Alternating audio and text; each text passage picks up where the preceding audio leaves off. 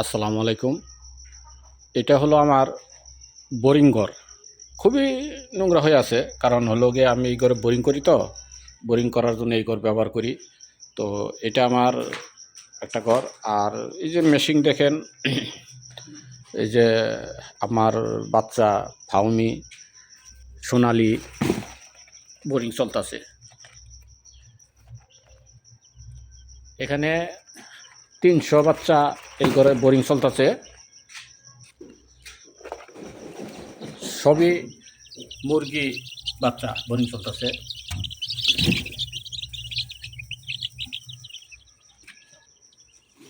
এর পরবর্তীতে এই যে বাচ্চা আরও বোরিং চলতেছে।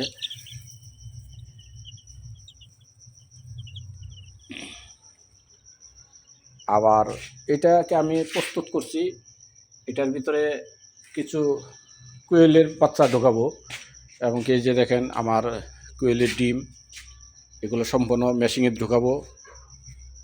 এটা মুরগির ডিম, কালকে কিছু ঢোকাইছি মুরগি।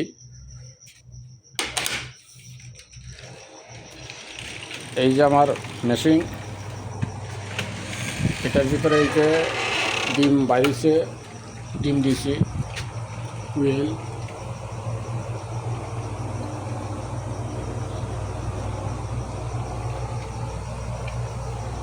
মুরগির ডিম, ফার্মি সোনালি, সব ধরনের ডিম।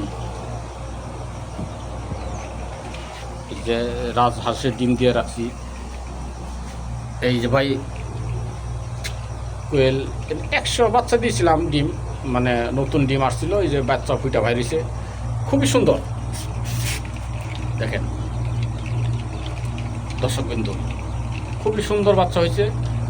তো এই বাচ্চাটি আজকে আমি বাইর করব, বাইর করে রাখবো, রেখে এটারে বোরিংয়ে দিব। যে বোরিং প্রস্তুত করছি ওইটার ভিতর দিব। তো এ হলো বিষয়।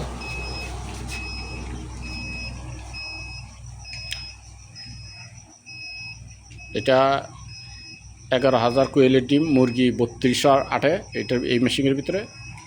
আর এই যে দুইটার ভিতরে, এটা ইনভার্টার নষ্ট হয়ে গেছে, পরবর্তীতে এটা বন্ধ রাখছি, এটা চালু রাখছি। এই 3টা মেশিন আমার। আর একটা মেশিন এই যে বানাইতেছি, টাকার সংকটের কারণে এখনও রেডি হয়ে না, কই হারি নাকি করবো আর কি ইনশাল্লাহ। এই হলো বিষয়, শারীরিক বিষয়। এই যে দেখেন আমি কি করছি, এই লেফটিনের যে এই পাটগুলো আছে, এই পাটগুলো আইনে আমি সুন্দর করে এই যে 1টা 2টা 3টা 4টা আর কি এই সিস্টেম করছি। এখানে আমি বাচ্চা বোরিং করি।